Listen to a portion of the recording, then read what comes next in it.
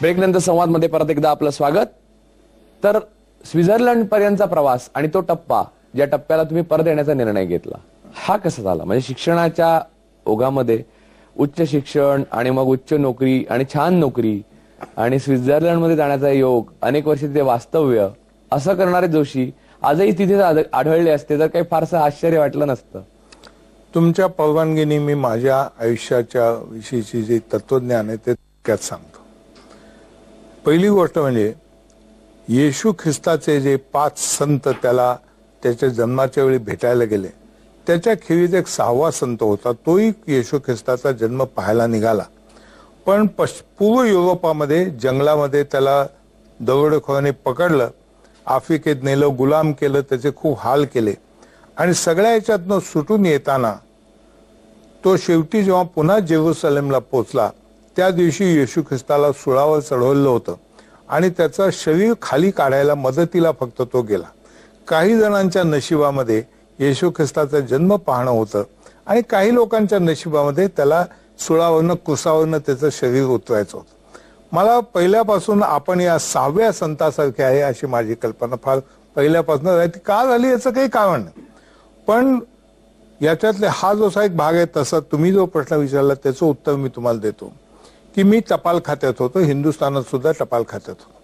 टपाल खात्यामध्ये असतं काय असं सगळ्यांना साधारणपणे प्रश्न असेल, परंतु मी जेव्हा इथं मुंबईचा प्रमुख होतो तेव्हा सुद्धा एक गोष्ट माझ्या लक्षात आली. त्यावेळी माझा संख्याशास्त्र विषयही होता आणि त्यावेळी माझ्या डोक्यात हे आलं होतं की मुंबईमध्ये पडलेल्या टपालापैकी जवळजवळ 80% टपाल हे मुंबईतच लोकांना पोचवलं जातं, बाहेरच्या बाजूला फार थोडं जातं.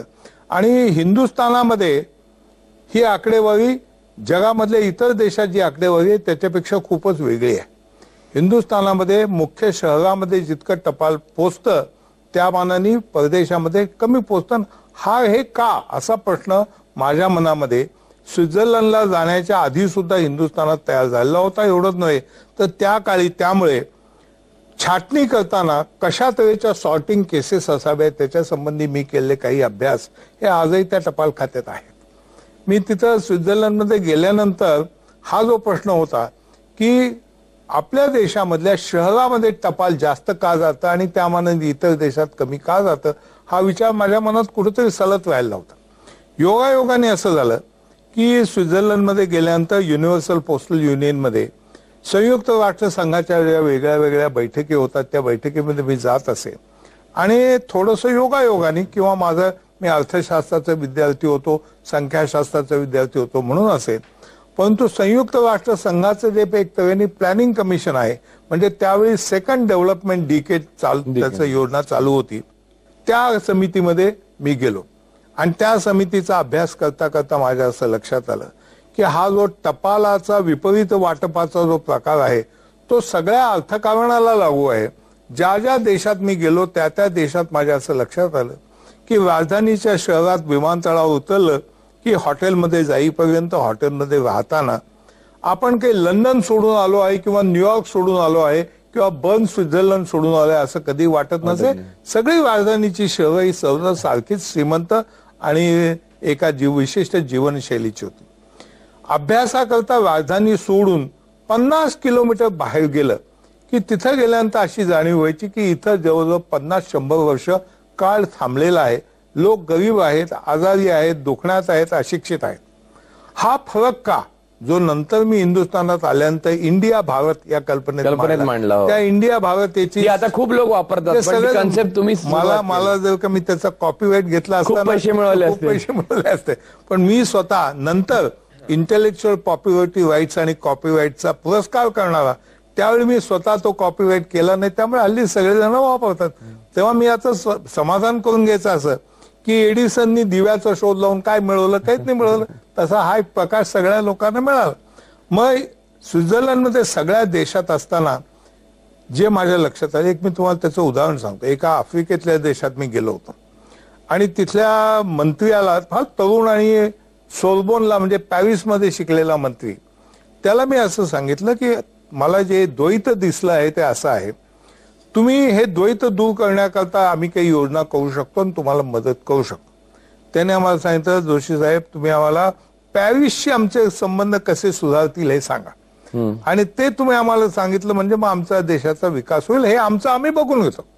तेव्हा माझ्या लक्षात आलं की तथाकथित डेव्हलपिंग किंवा गरीब देश जे म्हणवले जातात आणि जे लोक आमच्या विकासाकरता आम्हाला मदत द्या म्हणून सगळीकडे ताहो फोडत असतात, त्या लोकांचा खरा विचार हा आपल्या देशातली विषमता दूर करणं नाही, आपल्या देशातलं द्वैत कायम ठेवून त्या गरिबांच्या नावाने लोकांकडे भीक मागण्याचा धंदा हे हिंदुस्थानातले मोठमोठे डिप्लोमॅट सुद्धा करतायत. याची मला शिसारी त्याही वेळी आली. पण मग तुमचा निर्णय कसा झाला परत यायचा, म्हणजे परत येऊन शेती करणं हा निर्णय कुठून आला? ग्रामीण भागामध्ये म्हणजे राजधानी सोडून गेल्यानंतर जे लोक अजूनही जुन्या अवस्थेत आहेत, गरीब आहेत, यांचा मुख्य व्यवसाय शेतीचा होता. तेव्हा एक सूत्र की सगळ्या गरिबीचा उगम शेतीत आहे हे माझ्या मनात त्याही वेळी तयार झालं.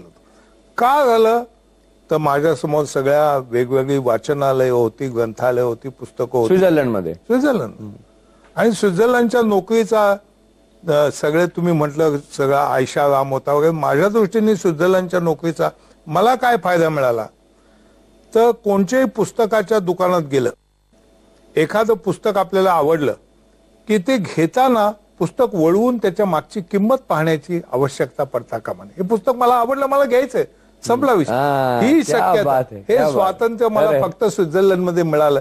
ते नंतर इथं येऊन आज मी खासदार झालो तरी सुद्धा माझ्याकडे पुस्तक आल्यानंतर त्याच्या वळून मी किमती पाहतो, ते मला तिथं मिळत होतं. आणि त्यामुळे या एका वाक्याचा कॉपीराइट तुम्ही घेऊन मला द्या, मला फार आवडलं हे वाक्य. त्याच्यानंतर हे माझ्या आता जे आत्मचरित्र प्रसिद्ध झालंय त्याच्यामध्ये हे वाक्य आहे, पण त्याच्यामध्ये मला काही याचं उत्तर सापडलं नाही. परंतु माझी एक स्वतःची व्यक्तिगत आत्मविश्वासाची एक स्वतःवरची निष्ठा आहे की कोणताही प्रश्न जर सुटत नसेल तर तो प्रश्न सोडवण्याकरता पुस्तकं वाचण्यापेक्षा त्या परिस्थितीत आपण स्वतःला ठेवलं की त्याच्यामध्ये नेमका काय रहस्य आहे त्याचा उलगडा आपल्याला निश्चित होतो, हा मला विश्वास आहे. एवढंच नव्हे तर शेतकरी संघटना तयार झाल्यानंतर सुद्धा एक दिवस रावसाहेब कसबे माझ्याकडे आले आणि त्यांनी मला म्हणाले की संगमनेरच्या कॉलेजमध्ये तुमचं भाषण ठेवा अशी आमची इच्छा आहे. शेतकरी आंदोलनाने हा सगळा भाग तुम्हाला माहिती आहे, आम्हाला माहिती आहे.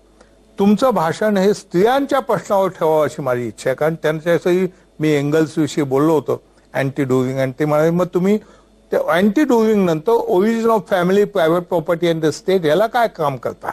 तर त्यांनी माझं भाषण ठरवलं आणि मला 1 महिना दिला.